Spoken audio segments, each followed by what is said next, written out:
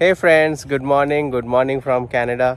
सो आज का vlog special है क्योंकि आज मैं कुछ सीक्रेट्स रिवील करने वाला हूँ कि कनाडा में आके आप विद इन 8 मंथ्स कैसे घर खरीद सकते हैं। तो कितने तरह के घर हैं यहाँ पे। किसी को अपार्टमेंट कहते हैं, कॉन्डो कहते हैं, टाउन हाउस कहते हैं, इंडिपेंडेंट कहते हैं, डिटैच्ड हाउस कहते हैं। तो उन सब में डिफरेंस क्या है और हम लोगों ने विद इन 8 मंथ्स कैसे अपना घर खरीदा और उसकी पूरी कैलकुलेशन क्या है वो मैं आपको अभी एक्सप्लेन कर देता हूँ। तो अभी ये सब जो दिख रहे हैं ये सब बेसिकली इनको कॉन्डोज कहते हैं। अपार्टमेंट जो होते हैं वो जो बिग बिल्डिंग वहाँ पे दिख रही है वो वाली वो अपार्टमेंट्स हैं। सो मोस्टली कॉन्डोज और अपार्टमेंट सेम ही है, ज़्यादा कोई डिफरेंस नहीं है। तो ये सारे जितने अपार्टमेंट्स होते हैं या जो कॉन्डोज होते हैं वो स्ट्रैटा मेंटेन करता है। स्ट्रैटा मतलब एक मैनेजमेंट है जो उसके मेंटेनेंस और उसकी रखवाली करता है। तो उसका एक मंथली मेंटेनेंस चार्ज भी वो लोग क्लेम करते हैं। तो वो करीब 300 से 500 के बीच में हो सकता है, डिपेंडिंग की साइजेस क्या होती है घर की। सो अभी आपको दिखाता हूँ कि जो डिटैच्ड हाउस है वो किसे कहते हैं। सो ये वाला जो घर है तो इसे कहते हैं डिटैच्ड हाउस ना। ये डिटैच्ड हाउस का मतलब क्या है कि इसके अगल बगल पीछे आगे कोई भी घर अटैच नहीं है। सो ये सब इंडिपेंडेंट हाउसेस हैं, इनके लिए कोई भी स्ट्रैटा देने की ज़रूरत नहीं है। तो ये इंडिपेंडेंट होता है, इसको आपको खुद से मैनेज करना होता है। खुद से मैनेज मतलब मेंटेनेंस, इसकी प्रॉपर्टी की जो भी लॉन है उसकी साफ़ सफाई, सामने अगर बर्फ़ गिर गया तो फिर वो बर्फ़ वगैरह जो है आप ही को क्लीन करना है, कोई मैनेजमेंट आकर क्लीन नहीं करेगा। जैसे ये भी हो गया, ये भी एक डिटैच्ड हाउस है। तो यहाँ पे सारे ये लाइन से डिटैच्ड हाउसेस ही हैं। तो इसमें क्या है, आपको फुल आज़ादी मिलती है, आगे पीछे अपना कुछ भी करो, है ना। जैसे ये देखो, इन्होंने सब बढ़िया गार्डनिंग की हुई है, सब लौकी वॉकी और ये सब स्क्वैश वगैरह लगाया हुआ है। तो लोग काफ़ी जो है वेजिटेबल्स ग्रो भी करते हैं यहाँ पे। तो ये जो पूरा एरिया है बेसिकली यहाँ पे डिटैच्ड हाउसेस ही हैं। ये लाइन से आपको दिख रहे हैं सारे डिटैच्ड हाउसेस हैं। ओके, तो अब एक दूसरी कैटेगरी है, उसे कहते हैं टाउन हाउस। तो ये जो मेरे सामने आपको दिख रहा है ये सारे टाउन हाउसेस है। टाउन हाउसेस मतलब ये जो 3 फ्लोर है ये एक ही आदमी का है, एक ही ओनर है उसका। सो बेसिकली ये जो 2 खिड़की है और ये दरवाज़ा ये एक ही ओनर का है, तो इसे टाउन हाउसेस कहते हैं। तो बेसिकली ये जो सारे टाउन हाउसेस है ये भी स्ट्रैटा ही मेंटेन करता है। तो इसमें भी आपको स्ट्रैटा चार्जेस देने पड़ते हैं। लेकिन स्ट्रैटा क्यों देना पड़ता है, क्योंकि ये अटैच्ड है ना, तो इंडिपेंडेंट नहीं है ये। इसका मतलब है कि इसके जितने भी मतलब रिस्पॉन्सिबिलिटी वो शेयर करते हैं आपस में। तो उसे मेंटेन करने के लिए एक थर्ड पार्टी जो स्ट्रैटा कहते हैं वो स्ट्रैटा मैनेजर है, वो सारा इसके मेंटेनेंस हो गए, गार्डनिंग हो गई, रूफ़ क्लीनिंग हो गया, अगर स्नो गिर गया तो स्नो क्लीनिंग हो गई, गैराज मेंटेनेंस, पार्किंग, ये सारा, इलेक्ट्रिसिटी वगैरह वगैरह, ड्रेनेज, सब कुछ स्ट्रैटा मेंटेन करता है। Same with apartment. तो अपार्टमेंट और टाउन हाउस दोनों में ही आपको स्ट्रैटा देना पड़ेगा। तो जब भी प्रिंसिपल एंड इंटरेस्ट की कैलकुलेशन हो उसमें स्ट्रैटा ऐड कर लेना चाहिए। तो अभी जैसे आपको क्लैरिटी आ गई कि स्ट्रैटा किस में देना पड़ता है, किस में नहीं देना पड़ता है। तो ऑब्वियसली बेटर कैलकुलेशन यही है कि अपना खुद का घर हो और स्ट्रैटा देने की ज़रूरत ही ना हो। तो वो 300, 400, 500 जो डॉलर्स पर मंथ वो आपका सेव हो जाता है।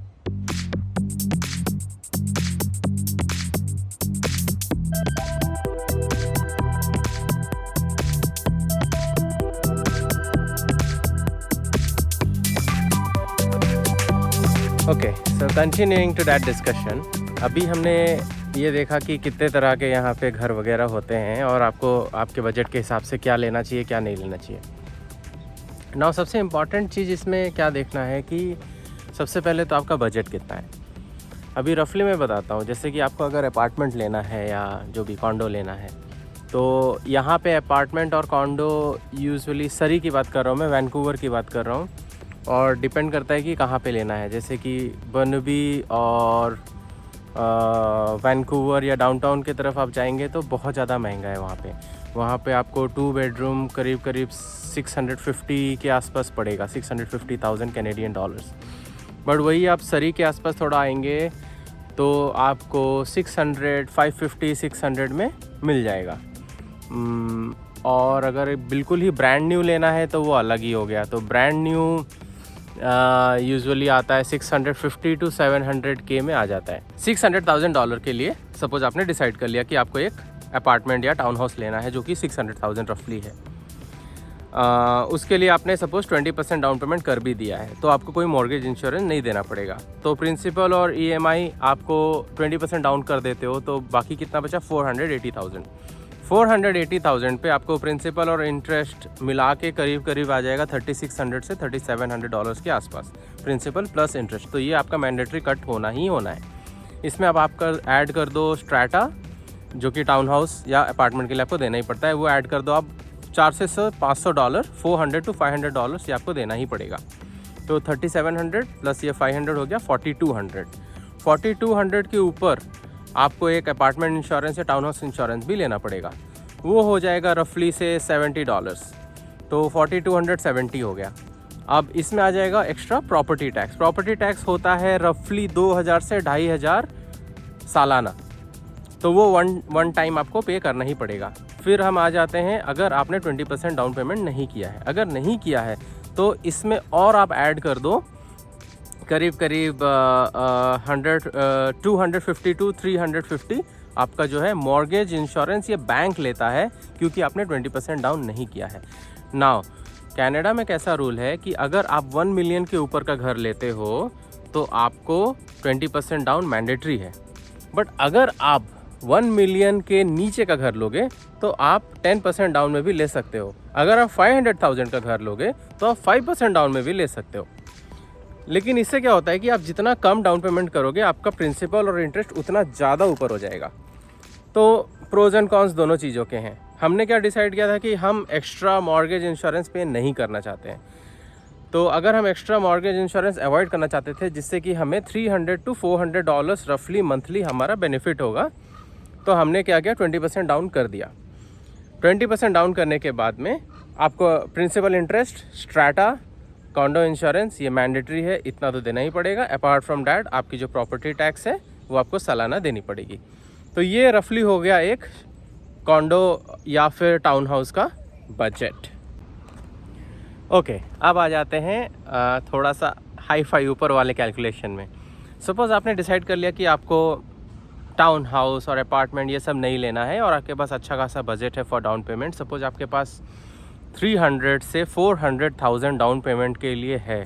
400,000 या 300,000 मतलब हो गया रफली 2 से 2.5 करोड़ इंडियन रुपीस।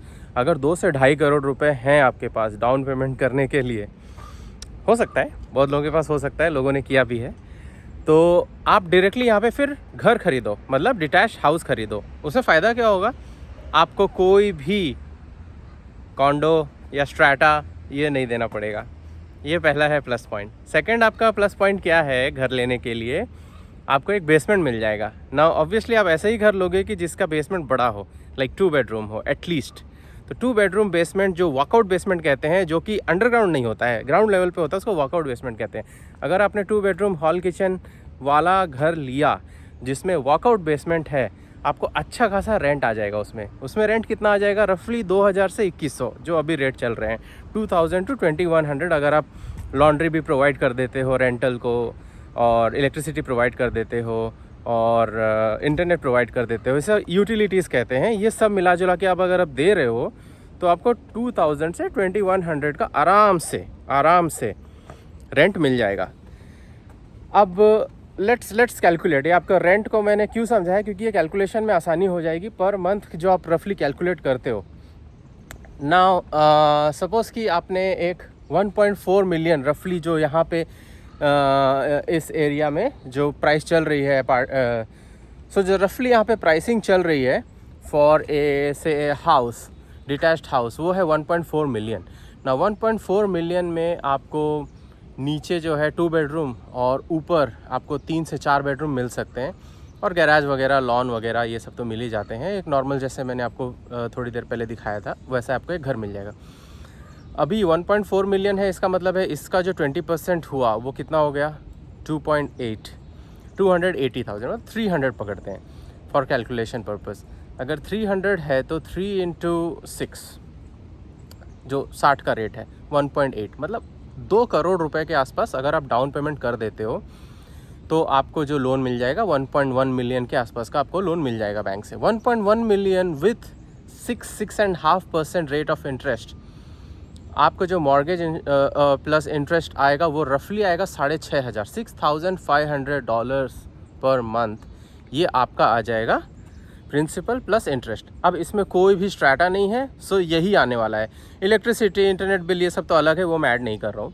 वो मेरे पिछले वाले वीडियो में अगर आपने देखा हो तो पता चल जाएगा कि आपको कि इंटरनेट का बिल ये सब कितना आता है, तो उसमें हम नहीं जाएंगे। हम इसी में रहेंगे कि $6,500 आपका EMI हो गया रफली फॉर ए $1.4 मिलियन हाउस। अभी आपको इसमें एक्स्ट्रा क्या देना है? Just property tax. Property tax आप मान लो $2,500 से $3,000 $4,000 के आसपास का आपका प्रॉपर्टी टैक्स रहेगा, डिपेंड कितना नया घर है, ये एक रेंज मैंने आपको बता दिया है। अब 6,500 में से आप सपोज़ 2,000 रेंट के थ्रू कमा ले रहे हो, तो आपका बर्डन कितना हुआ? 4,500। तो 4,500 में आप मैनेज कर सकते हो, अगर आपका हाउस होल्ड इनकम इतना है कि आप मैनेज कर सकते हो एक घर लेना। ये एक रफली कैलकुलेशन है जो कि आपको आराम से एक रफ़ आइडिया दे देगी कि आपको क्या लेना है। आप सोच रहे होगे कि मेरे को घर लेना है, डिटैच्ड हाउस लेना है, टाउन हाउस लेना है, अपार्टमेंट लेना है, कॉन्डो लेना है, क्या लेना है। ये रफली कैलकुलेट करके मैंने आपको बता दिया। अभी पॉइंट टू नोटिस क्या है यहाँ पे, कि पॉइंट टू नोट क्या है यहाँ पे, कि जैसे आपने अपार्टमेंट या टाउन हाउस ले लिया तो भी आपका जो मंथली इंस्टॉलमेंट है ना, वो करीब 4.5 से 5 तक आएगा, 4.5 तक आएगा या 4,200 तक आएगा। लेकिन आप घर ले लेते हो तो उसमें आपको रेंट मिल के भी आपका 4.5 से 4,800 तक आपके ऊपर बर्डन आएगा। इसका मतलब है कि अगर ज़्यादा बजट है तो मेरे हिसाब से तो घर ही ले लेना चाहिए। एक तो सब इंडिपेंडेंट मिल जाता है, आगे लॉन, पीछे लॉन, अपना सब गार्डनिंग कर लो, आगे पीछे अपना सब नॉर्मल प्रोड्यूस उगा लो, है ना, साग सब्जियां वगैरह। इंडियंस को वैसे पसंद भी है ये सब उगाना, मतलब इंडियंस को क्या, बहुत लोगों को पसंद है कि ऑर्गेनिक अपनी ही खेती करें, अपना ही खाएं। हालांकि 7-8 महीने ही खेती हो पाएगी, क्योंकि उसके बाद तो ठंड सीज़न आ जाता है, उसमें ज़्यादा कुछ होता नहीं है। हाँ, चेरी ट्रीज़ वगैरह हैं या एप्पल ट्रीज़ हैं तो उसके भी मज़े ले सकते हो। तो एक इंडिपेंडेंट आपको मिल जाता है। ऑब्वियसली मेंटेनेंस आपको खुद से करना पड़ेगा, लॉन ग्रास वगैरह उसकी कटौती खुद से करनी पड़ेगी, तो ये सब आपको करना पड़ता है। But you get the idea कि आपको आपका बजट वगैरह सब कैसे कंट्रोल करना है। अभी कुछ 2-3 इंपॉर्टेंट आपको और टिप्स और क्या दे देता हूँ मैं, कि आपको घर लेना है तो यहाँ पे क्या क्या आप टूल्स यूज़ कर सकते हैं। तो एक वेबसाइट है redfin.ca, एक वेबसाइट है rew.ca, रियल्टर वेबसाइट्स हैं ये सारी। इसमें फ़ायदा क्या होता है कि आप इसमें घर ढूंढ लो, अपार्टमेंट्स ढूंढ लो, टाउन हाउसेस ढूंढ लो, उसको सॉर्टिंग कर लो, कितने बेडरूम हैं, कितने बाथरूम हैं, किस लेवल पे है, कौन से फ्लोर पे है, और वहीं पे नीचे आपको रफली वो कैलकुलेट करने का एक टूल भी दे देता है, विच इज़ 90% एक्यूरेट। डिपेंड करता है कि अगर स्ट्रैटा ने रिसेंटली फ़ीस बढ़ाई है या प्रॉपर्टी टैक्स रिसेंटली बढ़ गए हैं तो वो अलग चीज़ है, बट अगर नहीं बढ़े हैं तो 90% इट इज़ एक्यूरेट। तो इस टूल से आपको ये भी पता चल जाएगा कि उस एरिया में आपके आसपास जितने भी लोग रह रहे हैं उनका नॉर्मल सैलरी रेंज या हाउस होल्ड इनकम कितना है।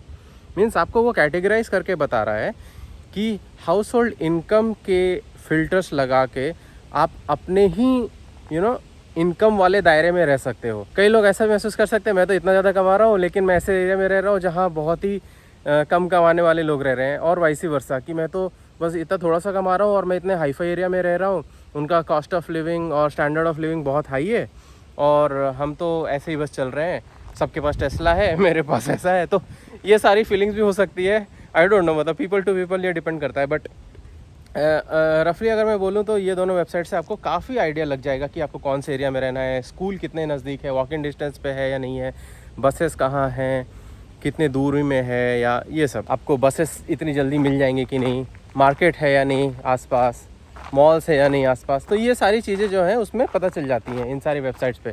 तो ये काफ़ी फ़ायदा होता है इससे। तो ये एक रफ आइडिया मैंने आपको दे दिया है, ये एक हिंट है, आप इसमें देख सकते हो। नाउ 2-3 इंपॉर्टेंट पॉइंट्स, जब हमने घर ख़रीदा वो कैसे ख़रीदा और हमने क्या डिसाइड करके ख़रीदा। सबसे पहले तो हमने ये सोचा था कि हम हाउस ही लेंगे, डिटैच्ड हाउस, बट ऑब्वियसली ये सब कैलकुलेशन जब जान लिए हम तो समझ में आया कि भाई इतना डाउन तो कर ही नहीं सकते, इतना डाउन पेमेंट तो कर नहीं सकते, तो let's settle for town house.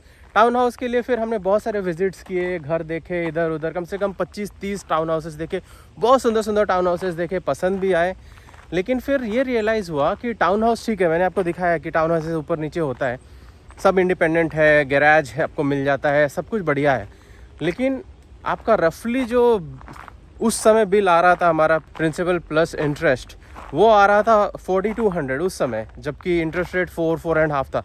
अभी के हिसाब से वही चीज़ अभी 5,500 या 6,000 देना पड़ता हमें। तो वो हमने सोचा कि अगर कोई बर्डन आ जाता है हमारे ऊपर तो फिर हमारे ऊपर बहुत ज़्यादा लोड हो जाएगा फाइनेंशियली। तो हमने ये डिसाइड किया कि नहीं, थोड़ा सा और कॉस्ट डाउन करते हैं। वैसे भी पुणे में अपार्टमेंट में रहते थे, यहाँ पे भी अपार्टमेंट में रह सकते हैं। यहाँ के अपार्टमेंट तो और भी अच्छे होते हैं, सब कुछ प्रोवाइडेड होता है। जैसे कि मेरे अपार्टमेंट में हीटिंग प्रोवाइडेड है, वो फ्री ऑफ कॉस्ट है और वो स्टार्टा में इंक्लूडेड है। दिन भर वो फायर प्लेस चला के रखो, आपका कोई बिल का या कुछ एक्स्ट्रा बर्डन या एक्स्ट्रा कॉस्ट का कोई टेंशन ही नहीं रहता उसमें। सेकेंडली लॉन्ड्री आपको मिल जाती है सब, हमें तो बिल्कुल ब्रांड न्यू ऑलमोस्ट मिल गया था, पूरा का पूरा LG का सेट मिल गया, वो भी स्मार्ट, सब में वाईफाई वगैरह है।